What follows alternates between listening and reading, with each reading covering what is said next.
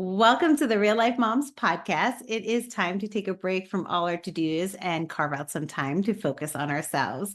I'm Lisa Foster, your host, and today I'm joined by fellow mom, psychologist, author, speaker, and educator, Dr. Michelle Maidenberg. And she is here to help us break free from feeling stuck and unleash our best selves so we can live the life we want. Hi, Michelle. Welcome to the Real Life Moms podcast. Hi, thanks for having me on. I really appreciate it. We were just discussing before we jumped on it. We can all relate to feeling stuck. I mean, I feel like sometimes I'm on this like hamster wheel that just keeps going around and I'm not really going anywhere. So I'm assuming that's stuck. However, as you know, moms and parents, we are being pulled in multiple directions all the time that I do think some of us don't even know we are stuck. So let's just start with the feeling of stuck and how do we even recognize it when we are just running and on this hamster wheel? Yeah. And it's so interesting because I do a lot of podcasts. Nobody has ever asked me that. Oh, I love when I get a question that no one has ever asked. Literally. Because Yeah. people just go right into like, how do I get unstuck? But they don't say, what is stuckness? So Yeah. like literally no one has ever asked me that. So, which is such a good question because I think what you're saying is so true. And the point that you're making is we're like rarely in the present moment. We're so distracted and we're so consumed that we don't even have time sometimes to just sit and think about like, how am I? Like, how am I thinking? How am I feeling? And sometimes it's so interesting because people go through whatever adversity they're going through. And sometimes they'll be talking about, let's say they're caretaking, right? Because we're caretakers, we're parents.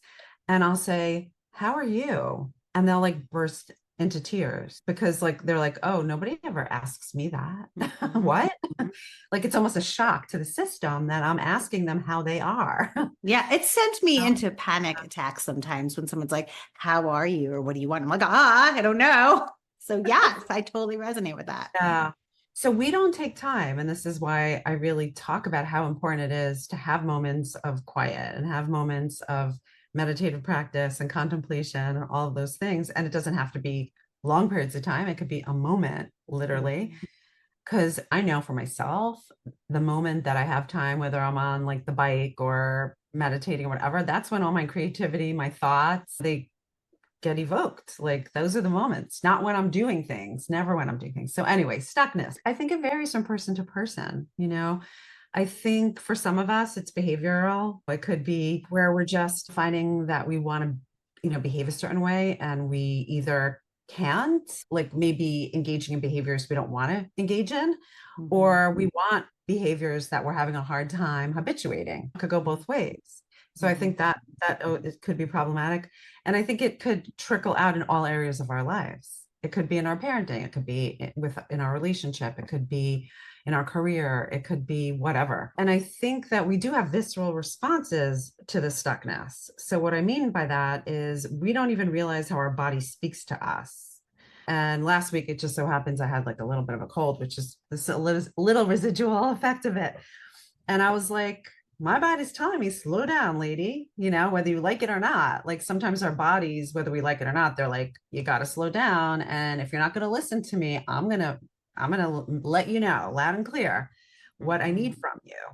And that's what happens. So even sometimes if we take a moment, we'll all of a sudden notice that we have like tightness in our chest, or we have like sometimes I'll be sitting and I'll notice I'm clenching my fist and I'll be like, what is that?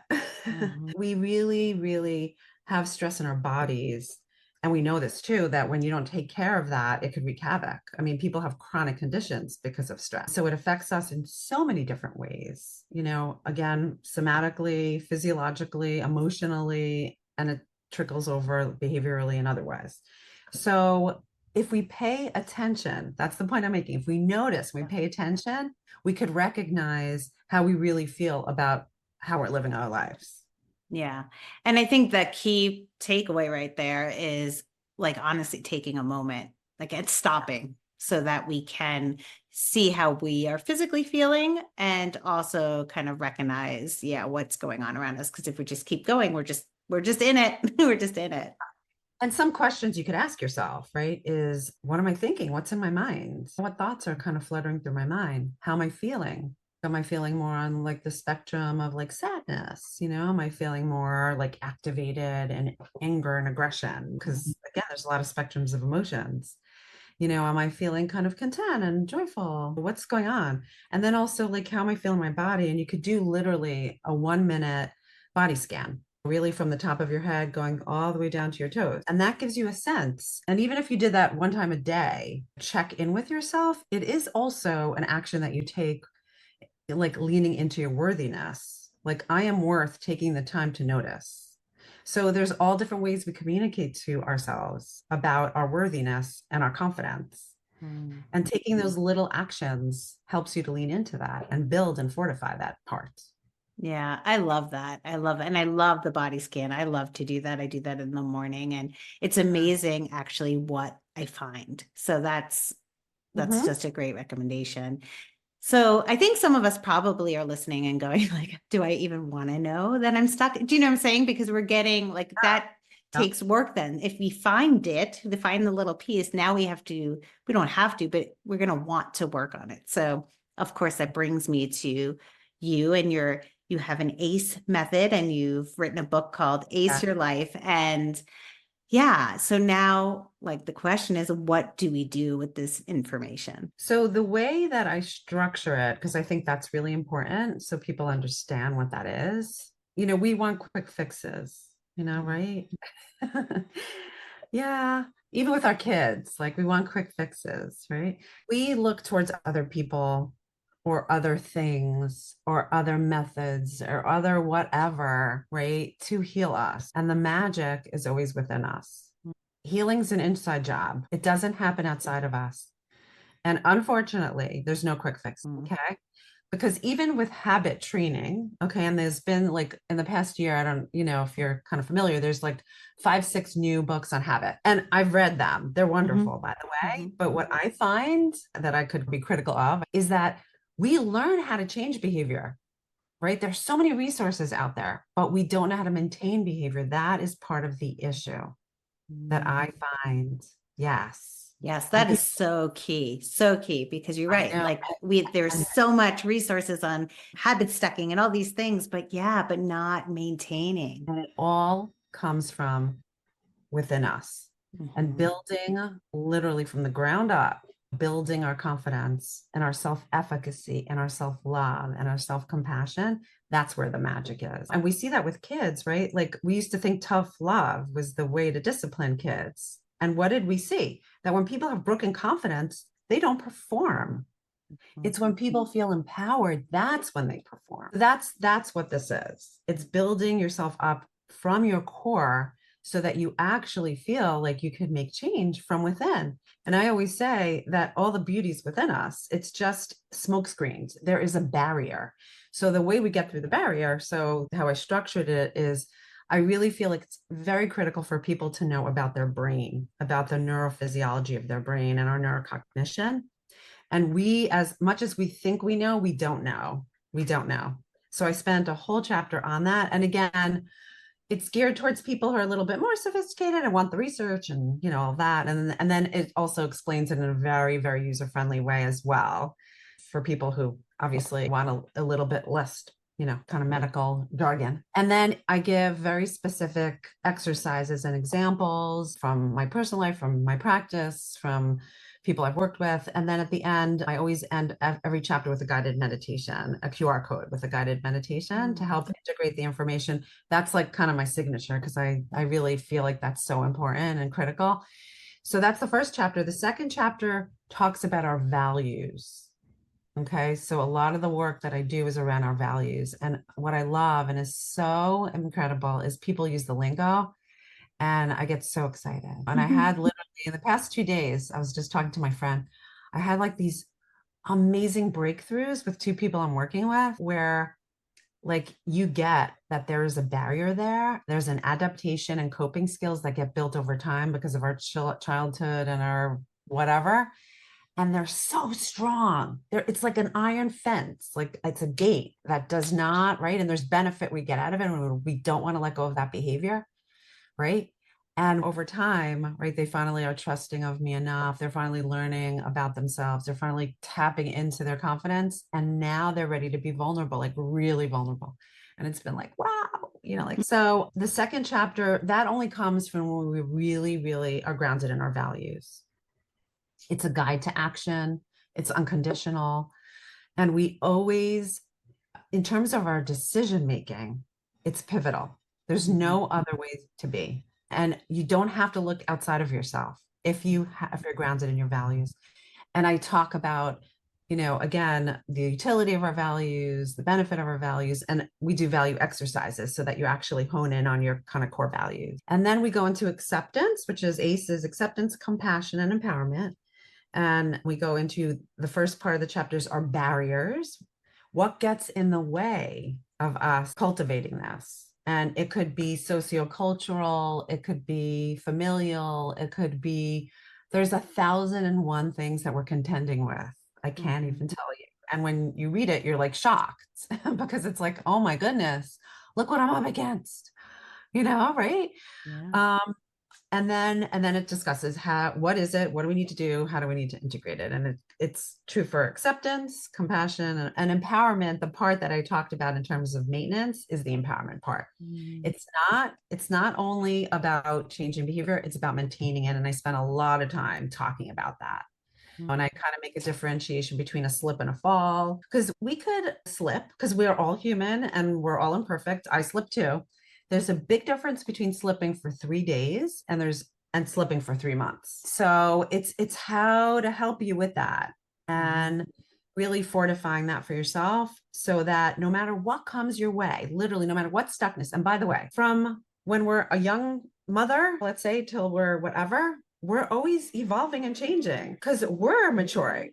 Our children are maturing. I mean, look at the world we live in today. Very different when I grew up. Let me tell you, very different. Like dramatically different. I just got off actually a session with a high school, like, senior who had a bomb threat in her school today. I didn't have to deal with that when I was growing up. Gosh, like, no. So we're always through the years, like we're always changing, growing, evolving. So we don't know what stuckness is going to come up for us. It always changes. My stuckness now is different than it was 10 years ago. And it was different 10 years before that. And it will be 10 years, like in the future, it will be different. So this is a roadmap that could get you through any stuckness, no matter what comes up. I love that because, yeah, exactly. It's like just because you navigate one obstacle, there's always going to be another one. Right. So, Oh, yeah, I think it's great to have something that you can just keep going back to. And I love the core values because you're right. If you really know kind of who you are, what those core values are, they're kind of easier decisions when something kind of crosses your path, because if it doesn't align with you, you're like, no, thank you. And it's an easy no. Well, the biggest kind of challenge that comes up for most people, which again, if you don't know the method, you wouldn't know that this is happening, but is actually competing values. Tell us about that. What is competing values? Yeah, so we don't have issues when we're deciding between vanilla and chocolate ice cream, No. right? No. But when we have two values rubbing up against each other, that's when decision making is really hard. And that is what typically happens. So, for example, parenting, if you're working, right? I'm a working mom. I'm constantly navigating between having kind of career obligations and responsibilities and child ones all the Right. time. Yep. Now, both of them are my core value. That's why I'm left with what do I do? Guilt, maybe shame, maybe whatever. Yeah, that's not easy. And then I get all kind of spirally because I go, oh gosh, if I'm deciding to do something for work, that means my parenting is not so important to me. And I'm like a horrible parent. And then guilt, right?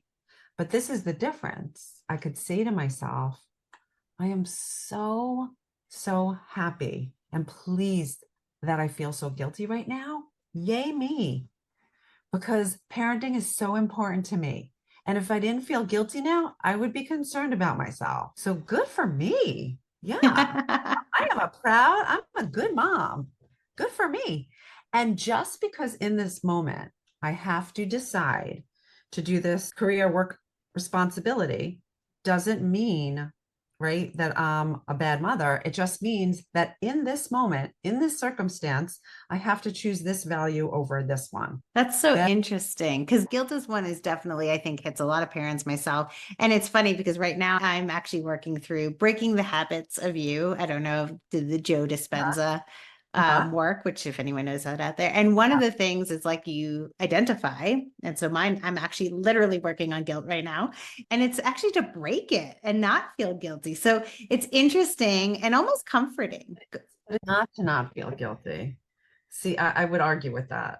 No, I love this different Yeah. perspective, but it's interesting because yeah, it's instead of just like breaking that guilt or feeling that guilt, it's almost like celebrating like great, I feel guilty. It's not like it doesn't have to be a negative feeling and I can still be there for work and my child and feel good about it. But I'm just choosing things at different times, choosing a different core value at a different time, depending on what's important in that moment. I guess going back to the moment, people, right? Like that always is the Yeah. key.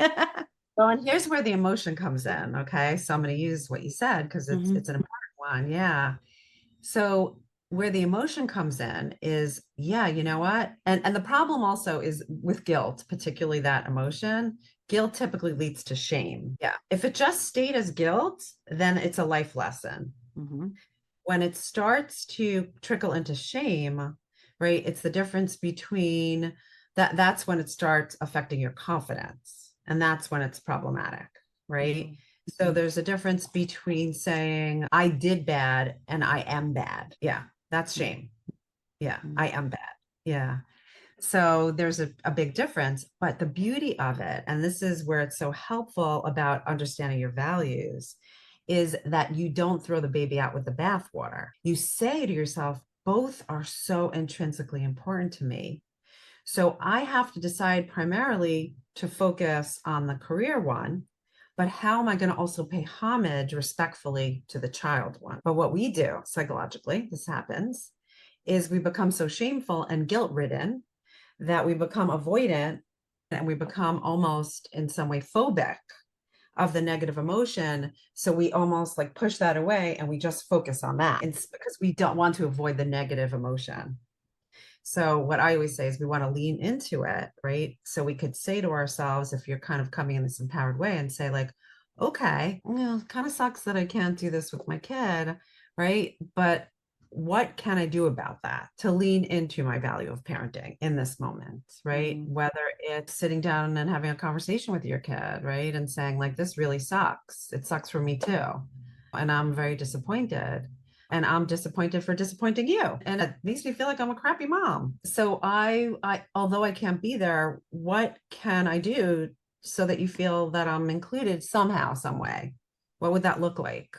Videotaping, whatever, going out to lunch and then like sitting having like a riveting conversation about what happened. And I want to hear every detail, Mhm. or whatever. I mean, it could be whatever, but we lose sight of that because we become so avoidant. That's part of the issue. Because that guilt turned into shame. So we don't want Yeah. it's more than that. It's never trying to get rid of any emotion. Mm. And it's never trying to talk yourself out of anything. Everything's beneficial. That's the Mhm. whole point is it's a different mindset about kind of our emotions. And Mhm. it's a different mindset about ourselves and how we function. Yeah, and that's like the acceptance, right? Yeah. Yes. Yeah. Yeah. So you talked about like in your book, you do a lot of activities and exercises. Are there specific exercises that you think are really great that people should start implementing? There are so many exercises, I could just kind of like about around self-acceptance for or self-love. um I even list, like, I came up with how like songs, like Mhm. music, they are usually about relationships and about our relationship to other people. There are very, very few songs that talk about self-love, very few. So I gave a list because I've actually found some that I thought were like kind of fun. And I listed them. And part of the exercise is to sit and to close your eyes and to like listen to these kind of the lyrics Mhm. and to really feel the feelings and to kind of tap into and connect to, right, yourself love. Now, believe it or not, when we first do these exercises, they're very uncomfortable. Most people tell me that it's even when I'm here sitting with somebody, and it happened today, actually, I was sitting with somebody and I said to them, I said, you know, what you said to me was really touching. And so much so that I had a really deep emotional reaction to it. And I almost felt like I wanted to well up in tears. You really moved me. Hmm. You could tell they got so uncomfortable. Yeah. Yeah, because it's so intimate, right? And it's so Hmm. vulnerable. And I was giving of myself and I was connecting to them and I wanted to let them know how important they were to me and how meaningful, right? What they Hmm. say means to me. It's hard for us to really look at ourselves. It's hard for us to really appreciate ourselves. It's hard for us to notice, right? It is like even looking in the mirror. This is another activity, for example. And again, there's different exercise around each component. So Yeah. I'm just picking up the self-compassion one. Mhm. But I have people look into a mirror. When we look into a mirror, we don't look at ourselves. We see like, how's our hair looking, whatever, right? But we don't look at ourselves. But even take this moment and just look in your eyes in the mirror. It feels so strange. It's evasive, but like you could really feel when you look into your own eyes, you see your humanity. You see a person, and gosh, you could really connect to that self compassion in a way that you can't otherwise. So, there's all these things that we could do because we haven't really integrated these skills. You can't just integrate them in one swoop. It doesn't work that way. Mhm. It's like we have to expose ourselves very slowly and very incrementally and get ourselves used to it. And that's true for anything. But those are great. And I'm thinking of even just when you look in the mirror, I mean, especially as a parent, it's like I am rushing. Like I'm just like, is there anything in my teeth or hair? Let's go, like Right. I'm Yeah. not really even looking. But I'm kind of feeling like going back to the statement you made earlier about like, like we have everything we need within ourselves. We have like it's all the answers, all the good stuff, everything is already there. And I'm almost thinking like by looking in that mirror, first of all, how do we get past that like how's my hair, right? How's all that stuff? Is there anything in my teeth? To actually like maybe even just look through to that inner self and really embrace that goodness. Yeah. It's all in the intentionality. Hmm. That's all it is. It's noticing. So acceptance is not about accepting mediocrity. It's not Mhm. like, oh, this is who I am and I just have to accept who I am. That's not what I'm talking about. No, it's in the noticing. Mhm. It's taking the moments to notice who you are. And I'm hearing celebrate too, like to notice, but also Also, celebrate it. we only celebrate when we actually are proud Hmm. of who we are. I Mhm. say this, and I say this like with conviction. If I died tomorrow, hopefully not, but if I died tomorrow, Yeah. yeah, I literally would die with a smile on my face. Mm. And I mean, and again, I'm not perfect by any means in any way, but I really with intentionality, try to live my life in a meaningful way. And I really do. I am so clear what my values are, and I am so clear. And I take the time, literally, because let's say thoughtfulness is a very core value of mine. Mhm. When I do a thoughtful act, it could be this small. Okay. It could be opening the door for somebody, saying a bless you. Mhm. I actually take note of it. I Mhm. literally do. I said, I just opened the door for that person. I could have rushed through the door because I have to get to my office and I have an appointment. And like, I could have left it for the person behind me, but I chose to do it. I proactively did it. And I'm proud of that. And I do a values review every single day at Mhm. the end of my day. And I think about what values did I lean into? What values did I lean out of? And again, not I'm a bad whatever, but like, what do I need to lean into more tomorrow? Mhm. What's that going to look like? And I love that you kind of like told yourself, like, I did a good thing, tap myself on the back, because that is a value and I should notice that I even did it. But I think a lot of us don't. We don't No. notice those little things that we do every day for anyone or for ourselves. And they just kind of like, just get washed by. So I love that checking in, going back to the scanning and checking in with yourself and that values list. And yeah, I think Yeah. that's so great to do that recheck at the end of the day, like, what can I celebrate that I did that really, yeah, meant a lot to me and Well, others. so I'm not celebrating something that doesn't exist. That's the Yeah. whole point. Like Yeah. if somebody if you said to me, "Oh, Michelle, you're not so thoughtful," I would be like sad that you said that to me because you're another human being saying that to me. So that would hurt me because, Yeah. whatever. But I would not stress over whether I'm thoughtful or not. Yeah. It it it wouldn't even be a question in my mind. I'd be like, "Okay, that's your opinion." And that's it. Mm-hmm. Because I know who I am because I actually take actions on behalf of that. Mm-hmm. I'm not convincing myself of anything. It's just a fact because I put time, energy, and effort into it. And that's what real confidence is. Mm-hmm. It's not looking in the mirror and saying, I am so beautiful. I am so beautiful. No. And again, if you go social media, right? It's like, if you tell that enough to yourself, you'll start believing it. No, it's in the doing. It's not, we could talk to ourselves from today until tomorrow. The only way that it's actually going to integrate is if we do.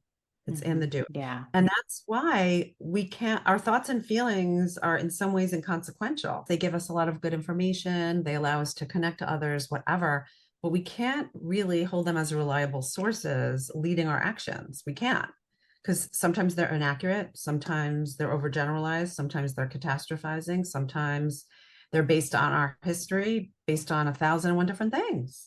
So in the doing effort here, so what is one thing that you want all the listeners to start doing this moment? Gosh, I think it's hard sometimes for us to really face ourselves and for good reason, for good reason. And it's not our fault because it's painful. Sometimes it's really painful to admit or to kind of face that we're not, let's say the best, the kind of parent we want to be, or we're not putting as much effort into our relationship, or we're not putting enough effort into our health, or whatever it is. We all struggle with something. It's Mm-hmm. like who's no one's unscathed. No one is unscathed, literally.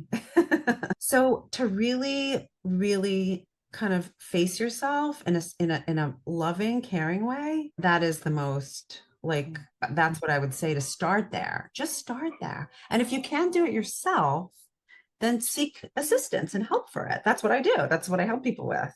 And we really kind of talk about it, but in a loving, caring, connected way. Yeah. Yeah. So where can the listeners find you and tell us what you have to offer? So I do a couple of things. One is, so this is my book. It's called Ace Your Life, Unleash Your Best Self and Live the Life You Want. And it has all the exercises that we were talking about in it. And again, I also did an audiobook for people who don't like to read. And I actually narrated it myself. So I was really excited about that. Yeah, I narrated it myself. I do, however, again, depending financially, if it's affordable or whatever the case is, to get the book, because there is lines to write, the exercises. So unfortunately, with an audiobook, you don't get an opportunity. I know when I do audiobooks and it requires exercises, I buy the book too, and then I'll kind of write in the book. And also the book, one thing that I think is helpful for people is what I find, for myself, I sometimes get stuck in certain areas. And sometimes it's so helpful to just kind of reread a chapter or to like dive back into something that I feel like I need a little tweaking. So that's one. Second is I do guided meditations every Thursday at 11 a.m. I publish a new one on YouTube that came out this morning. So that's something that you could just subscribe to my channel. And also, I'm a Psychology Today blogger. So I do blog and I do publish articles at least once a month, and they're always on different topics. It just so happens I published one this week. It's 15 ways to enhance your confidence. Yeah, on Psychology Today. So they're kind of self-help, advocacy, because I really believe in advocacy. And my website has all information. It has my blogs, it has information about the books. There's a quiz you could take to find out where your stuckness is.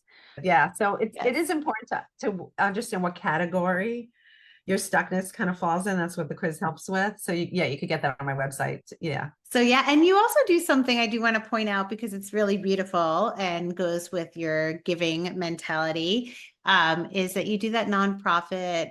Yeah, can you talk about that a little bit too? Oh, thank you for mentioning it. Mm-hmm. So it's called Through My Eyes, THRU.